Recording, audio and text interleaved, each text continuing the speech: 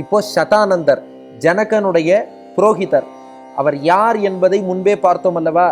அகல்யாவுக்கும் கௌதமருக்கும் பிறந்த மகன்தான் இந்த சதானந்தர்.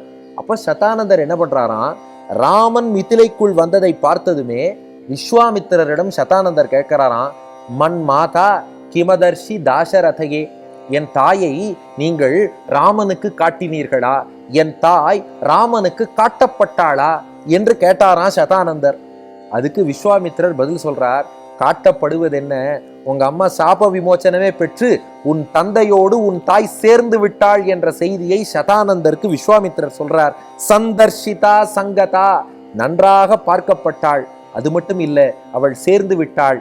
எதை போலன்னா, பித்ரா தே ஜமதக்னிரேவ முனினா ஸ்ரீரேணுகா சாபுரா, ரேணுகா தேவி ஜமதக்னி முனிவரோடு எப்படி சேர்ந்தாளோ அது போல் சேர்ந்து விட்டாள்னார். இது எதுக்கு ஜமதக்னி ரேணுகாவெல்லாம் இங்க கொண்டு வரணும்னா, கிட்டத்தட்ட இதே போன்ற சரித்திரம். என்னன்னா, ஜமதக்னி முனிவருடைய மனைவிக்கு ரேணுகா தேவி என்று பெயர். அவள் ஒரு ஆற்றுக்கு தண்ணீர் கொண்டு வர சென்றாள். அப்போ ஒரு கந்தர்வன் அவன் மனைவியோடு ஆனந்தமாக இருப்பதை பார்த்துட்டு கொஞ்சம் லேசா அந்த பக்கம் மனசை விட்டுட்டா. இதை ஜமதக்னி முனிவர் அறிந்து கொண்டார். தன் மகன்களை எல்லாம் கூப்பிட்டார். இவ தப்பு பண்ணிட்டா, இவள் தலையை வெட்டுங்கள்னு மகன்களிடம் சொன்னார். மற்ற மகன்கள் எல்லாம் மறுத்து விட்டார்கள்.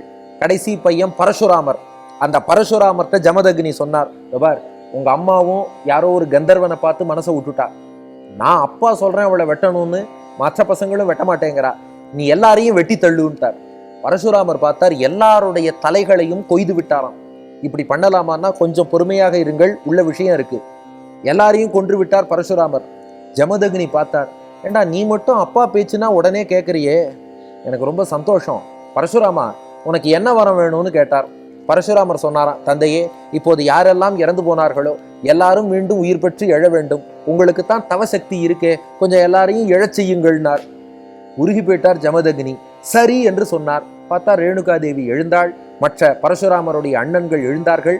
ரேணுகாவை, தூய்மையாக ஆன அந்த ரேணுகாவை ஜமதக்னி தன்னோடு சேர்த்து கொண்டார். அப்படி ஒரு அபச்சாரத்தினாலே ஒரு சாபத்துக்கு ஆளான அந்த ரேணுகா எப்படி தன் கணவரான ஜமதக்னியோடு பழையபடி சேர்ந்தாளோ அதுபோல இங்கே அகல்யா சதானந்தரை பார்த்து விஸ்வாமித்திரர் சொல்றார், உன் தாய் அகல்யா சாபத்தால் கல்லா போனவள் தன் கணவரான கௌதமரோடு சேர்ந்து விட்டாள்.